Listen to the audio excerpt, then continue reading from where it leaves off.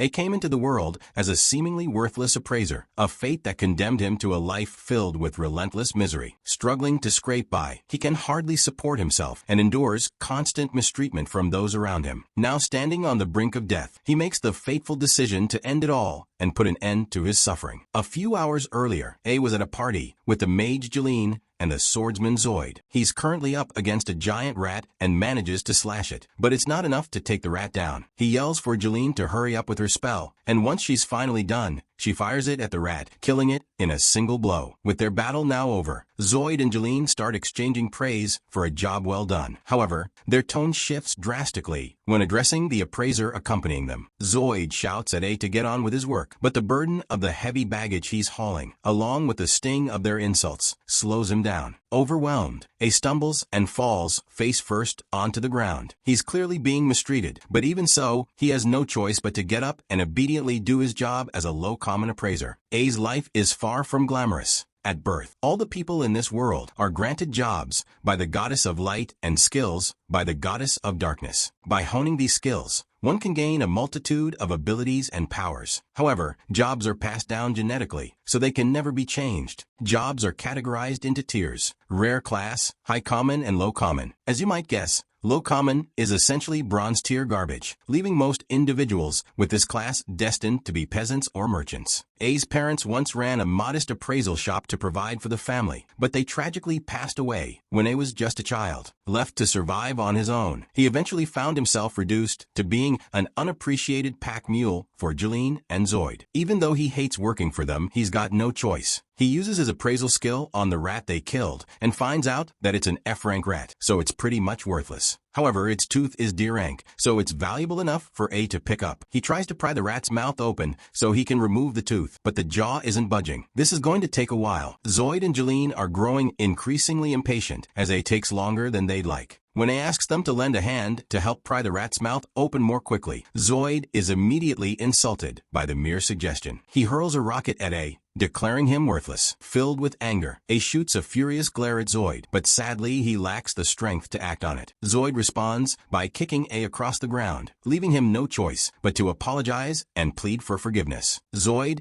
doesn't feel like beating A up anymore, so A gets back to work, trying to pry the rat's jaws open while Jeline and Zoid mock him for being a filthy trash collector. They really enjoy making fun of him, and they know he can't do anything about it since there aren't any jobs for an appraiser like him. If someone wanted to figure out the value of an item, they could easily go to the guild and have it appraised with a magic item. So low-level appraisers like A are totally obsolete. A overhears every word those two say about him, and he knows they're absolutely right. His appraisal skill is almost useless, leaving him stuck scavenging parts for people like Jeline and Zoid. After carefully storing the tooth in his bag, Zoid makes it a point to remind that the only reason they tolerate him in their party is that Zoid refuses to touch disgusting things like that. A is warned to know his place and act like the obedient trash boy he's expected to be. Life dealt him a bad hand, but he's got to do whatever it takes to survive in this world, even if it means he must suffer at the hands of those two. As they are walking through the dungeon, Zoid happens to spot a hellhound corpse lying in the middle of the path. He doesn't even question it. He thinks this is incredibly lucky since they can loot it without having to fight, so he orders A to start looting. However, A uses his reasoning and points out a valid concern. If the hellhound was already dead before they arrived, then something powerful must have taken it down. Moreover, hellhounds aren't even supposed to appear in this part of the dungeon, which makes it certain that something is seriously amiss. But Zoid has no interest in hearing logical arguments from someone he sees as a loser. He quickly dismisses A, telling him to shut up and get back to work. While A does the dirty work, Jeline and Zoid begin talking about getting freaky with each other once they get back to town and maybe forcing A to watch. Then they notice a second hellhound corpse in the corridor, so they tell A to go get that one too. However, this time A is frozen in fear because, according to the guild map he got, there shouldn't be a corridor here. He has a bad feeling that something is going to go wrong if they keep going. Once again, Zoid completely disregards A's logical concerns and marches into the corridor. He taunts A, saying that if he's too scared to continue, he's free to leave, but if he does, he won't get paid anymore for disobeying an order from the leader. A finds himself trapped in a difficult position. On one hand, he's convinced that something dangerous might be lurking down that corridor, making him reluctant to proceed. On the other hand, he can't afford to lose his place in Zoid's party, as there are almost no other groups willing to take in someone with a seemingly useless skill like appraisal. So if Zoid kicks A out because of this, he will have no way of surviving. A eventually decides to head into the corridor with Zoid, even though he knows it's a bad idea. After walking through the corridor for a while, they come across a ton of dead hellhounds on the floor. Zoid thinks they just hit the jackpot since they can loot all these bodies and make a massive profit without having to fight anything. A remains uneasy, knowing that whatever wiped out all these hellhounds could still be nearby. Zoid, fed up with A's constant worrying, shouts at him to shut up and focus on his job. But then A's expression changes as he spots something utterly horrifying behind Zoid. With a trembling hand, he nervously points in that direction. Zoid turns around only to be met with a sight of dozens of small glowing red eyes staring back at them. A few moments later, a pack of hellhounds emerges from the darkness. All those hellhound bodies they found earlier must have been the result of infighting among the pack, but now that they've been confronted by the full pack, none of them know what to do. A lacks any combat skills, and even if Zoid and Jeline combined their efforts, they'd struggle to defeat a single hellhound, let alone an entire pack. Fighting simply isn't an option. Their only chance of survival is to make a run for it. However, even if they attempt to flee, there's no realistic way they could outrun a pack of wolves hot on their trail. Just then, Zoid realizes that he and Jeline don't necessarily have to be faster than the hounds. They just have to be faster than A, so the hounds eat him first. He tells Jeline to cast a paralysis spell on him. Jeline is confused at first, but she soon figures out what Zoid is trying to do, so she points her staff at A and paralyzes him. A collapses to the ground, paralyzed and unable to move, struggling to comprehend that Zoid and Jeline actually intend to leave him behind to die. Zoid casually reassures him that the paralysis will wear off soon, so if he stays quiet, he might have a chance to slip away from the hellhounds unnoticed. But then Zoid deliberately makes a loud commotion, drawing the attention of the hellhounds directly toward A. With that, he takes off running with Jeline, leaving him behind as bait to be devoured. The hellhounds pounce on A and immediately bite into his arm and leg, so he screams out in pain. But all the pain from being mauled causes the paralysis to wear off, so it can once again move. He grabs a nearby rock to get the hellhounds off him. He then throws his backpack at them, and while it may not have done any damage, the food inside the backpack was enough of a distraction to buy him some time. He slowly limps away from the pursuing hounds, only to discover that Zoid and Jeline had sealed off the exit, leaving him with no way to escape. With the hounds closing in and time running out, A notices another corridor and quickly makes his way toward it. However, to his despair, the corridor leads straight to a massive dead end. All hope seems to have been lost for A since he has nowhere to run, and he can hear the dogs closing in on him by the second. If he is going to die, regardless, A would rather fall to his death than be eaten alive by those monsters. Till now, he has always blamed his failures on his trash appraisal job, but now he realizes he never actually tried to overcome the challenges he faced because of his job. Even though he understands it now, it's far too late to change anything. The sound of A's body hitting the ground echoes loudly, and while he undoubtedly died on impact, his fall is broken by landing atop a tree. A beautiful girl appears out of nowhere, gracefully approaching his lifeless body. She leans down and gently kisses his forehead. As she does, A's body begins to stir, and within moments, he slowly regains consciousness. Once he can think clearly again, he realizes that he's still alive and all his injuries have been healed. So he starts wondering how that could even be possible. He notices drops of water falling on him from the tree, so he catches a few and uses his appraisal skill to check them. To his utter shock, these are S-rank droplets of the world tree. He then appraises the giant tree, and sure enough, he discovers that this huge hunk of wood is indeed the world tree of legend. Long ago, this world was home to a single world tree, which was the source of the mana that humans rely on to create magic. However, legend has it that the world tree withered and died ages ago. Many scholars have speculated that it might still exist somewhere, sparking large-scale expeditions in hopes of uncovering its location. Yet despite their efforts, the tree was never found. It makes sense why no one ever found it. Who would think to search at the bottom of a dungeon? Realizes that the tree must have brought him back to life, so he thanks it. As he does so, he hears a girl's voice, but there's clearly no one else here, so it must have been his imagination.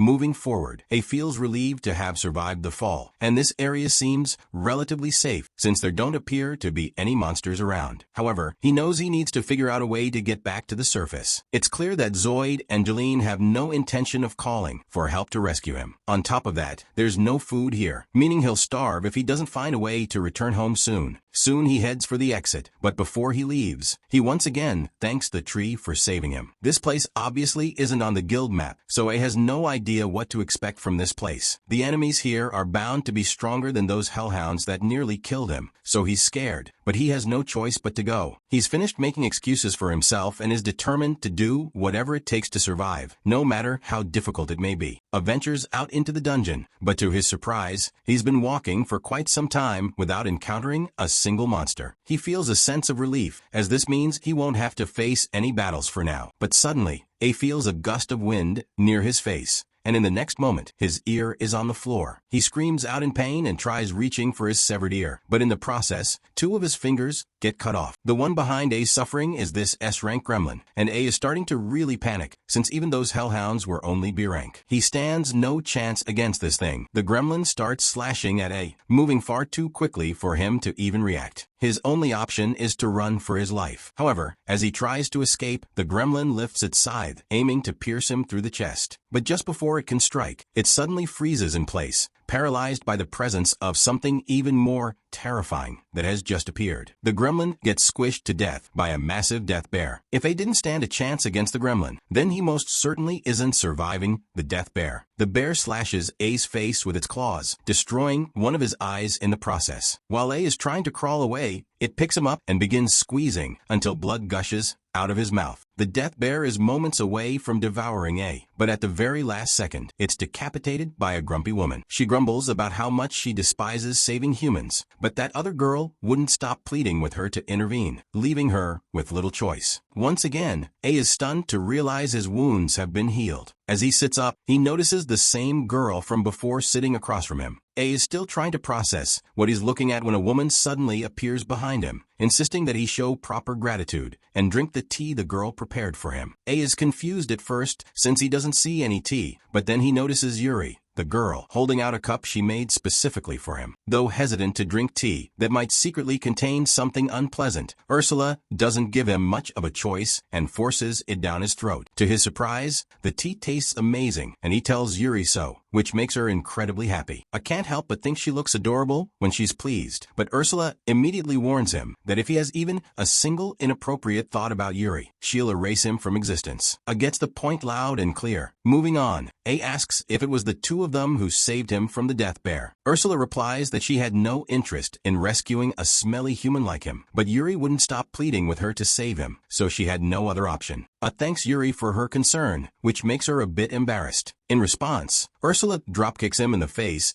and starts stomping on him for what she perceives as flirting with her daughter. A is stunned to learn that Ursula is Yuri's mother, but Ursula clarifies that she's actually Yuri's guardian. She's held that role ever since Yuri first planted her roots here. While Yuri may look human, she's actually one of the 9 world trees that exist in this realm, and Ursula's duty is to protect her from any potential dangers. A is surprised to learn that Yuri is the world tree spirit, but it makes sense to him since she's so beautiful. But immediately after he says that, Yuri gets embarrassed again, so Ursula kicks him to the ground for daring to look at Yuri with such lecherous eyes. A apologizes, but speaking of eyes, he realizes that he can still see despite getting one of his eyeballs torn out by the death bear. Ursula explains that she healed him using the tears of the world tree, but even with the healing ability of the tears, they still can't restore a crushed eyeball. So Yuri generously asked her to use part of the world tree to make a new eye for him so he could see. A is once again really thankful, but he's starting to wonder why Yuri was so concerned about him in the first place when they barely know each other. Yuri explains that it's because he thanked her when he fell into this place. Although it's rare for people to end up here, there have been a few incidents where others have fallen to their doom, and Yuri would always step in to save them. However, those people never expressed gratitude, and once they realized she was the world tree, they would selfishly start harvesting her water or tearing off her branches and leaves to sell for profit. A, on the other hand, was the first to treat her with respect, which made her take a liking to him. Despite this,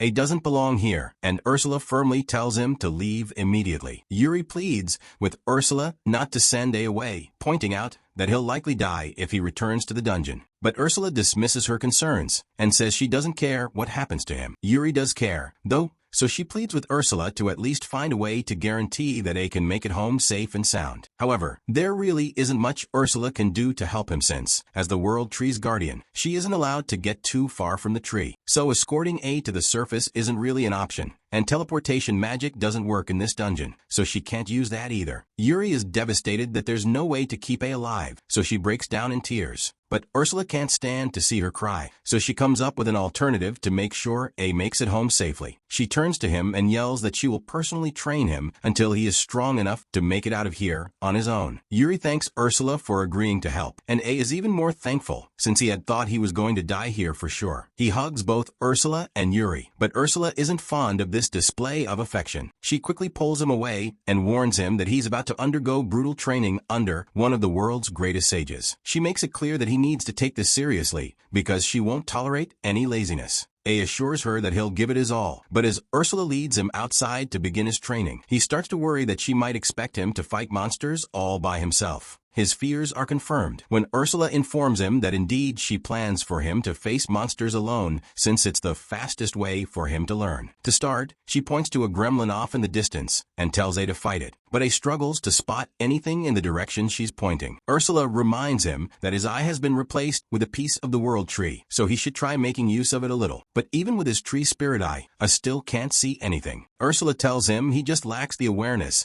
of what his spirit eye is truly capable of. So A takes a moment to think about how he lost his eye and how Yuri helped him restore it. By the time he opens his eyes, everything seems a lot brighter. Now that A can finally see clearly, Ursula says it's time for them to begin his training. She tosses a rock at a nearby gremlin and tells it that his first task will be to learn how to dodge the gremlin's high-speed attacks. A doubts it's possible to keep up with the gremlin since it's moving far too fast for him to follow. However, Ursula insists he should use his appraisal skill to track the gremlin's movements. A doesn't believe the skill works that way, but with no other options, he gives it a shot. To his astonishment, he finds that he can now see the gremlin's movements, though it doesn't do much good if he forgets to dodge. As a result, A gets injured. Ursula sets up a barrier around them and pulls out a bottle of tree drops she borrowed from Yuri. She pours the liquid onto A's severed ear, and after it's reattached, she sternly warns him to take this training seriously, because if he doesn't, he'll just keep getting cut to pieces. She then drops the barrier, and the gremlin attacks him again. But since he knows where it's going to attack, he manages to duck out of the way in time. After a week of constant training, A has finally gotten the hang of appraising the gremlin's moves and can dodge its attacks every single time. He proudly tells Ursula that he has mastered the technique, but in the process, he lets his guard down, so the gremlin is able to sneak up from behind and slash his back. Ursula sets up a shield around the two of them so they can take a short break, thoroughly amused by A's pain. Despite her laughter, she acknowledges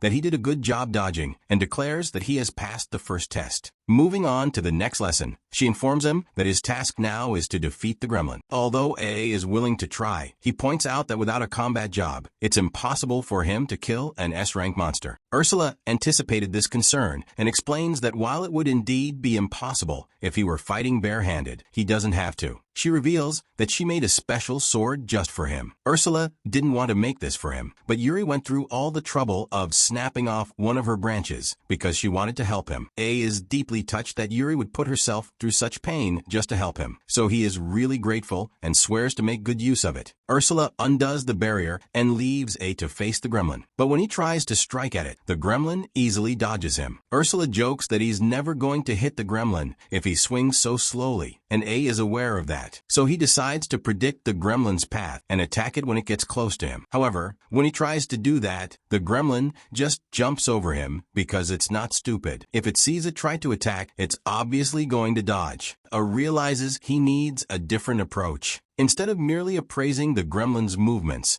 to predict its attacks, he decides to analyze every detail of the attack itself. Gathering his focus, he performs a super appraisal just as the gremlin charges at him. As he does this, The gremlin appears frozen in time, though in reality, A is perceiving its movements in extreme slow motion due to the speed of his appraisal. With such a detailed view of the gremlin's actions, he easily anticipates its next move and lands a solid hit to its face, finally defeating it. Overjoyed at taking down his first monster, A starts to celebrate, but Ursula quickly reminds him that this is no time for cheering. He's only just begun. For the next part of the training, she tells her that he has to defeat over a dozen more gremlins. A is confident that he can handle it, so he gets right to work. After several hours of fighting, A is finally done taking out all the gremlins. He turns to Ursula, expecting to be praised, but she says this much should be normal for someone who can harness the power of a world tree. With that said, A has been making steady progress so far, so she thinks he is ready for the next step. She tells him to appraise the gremlin's ability and make it his own. A doesn't understand what she means since appraisal only shows him information about skills.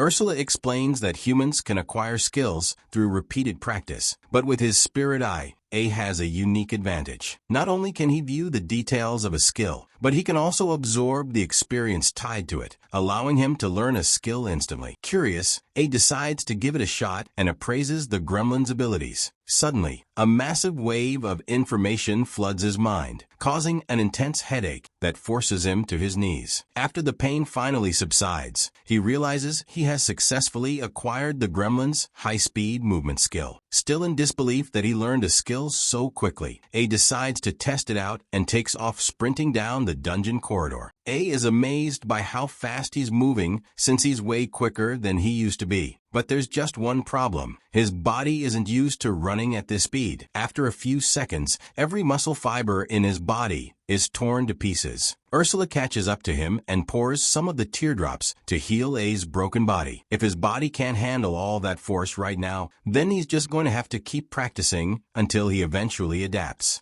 A's muscle fibers keep tearing each time he runs, but thanks to the tears, Ursula just keeps healing him over and over until at one point his muscles stop breaking altogether. With a stronger body and an acceleration skill now in his arsenal, A starts to wonder if he's strong enough to take on the death bear. However, Ursula quickly shuts down that idea, telling him he'd still be utterly destroyed if he tried. While he may be faster and more agile than before, he still doesn't have the attack power needed to stand a chance. To address this, Ursula decides to let him copy one of her own abilities. Excited, A asks what her ability is, and Ursula demonstrates by immediately blasting him with a fireball. Her ability, called Discard Enchant, allows her to cast magic without needing to spend time reciting a chant. A thinks that ability is super strong, so he can't wait to learn it. But Ursula will only allow him to appraise it if he does it while she launches a fireball at him, because she thinks it's fun. A appraises the attack and manages to learn the discard enchantment spell, but then Ursula hits him with a fireball, so he falls to the ground in agony. After being healed yet again, A begins training to learn how to use magic without incantations. However, since he doesn't have a magic-oriented class, his mana reserves are abysmally low, so he runs out of magic energy really quickly. Luckily, every time he's healed with the tears, his mana is replenished, and his magic capacity increases slightly. However, he knows it will take a lot of practice and effort before he can truly master the technique. After 2 weeks of rigorous magic training, A has advanced to casting mid-level magic and can now unleash over 1,000 fireballs at once. With this progress, along with his enhanced skills and upgraded appraisal ability, Ursula decides that A is finally prepared to confront another death bear. To be honest, A feels a bit nervous about facing such a powerful monster on his own. However, Ursula reassures him that as long as he uses all the techniques she's taught him, he should have no trouble handling it. When A finally confronts the death bear, it lunges at him with a powerful swipe of its claws. But he appraises its movements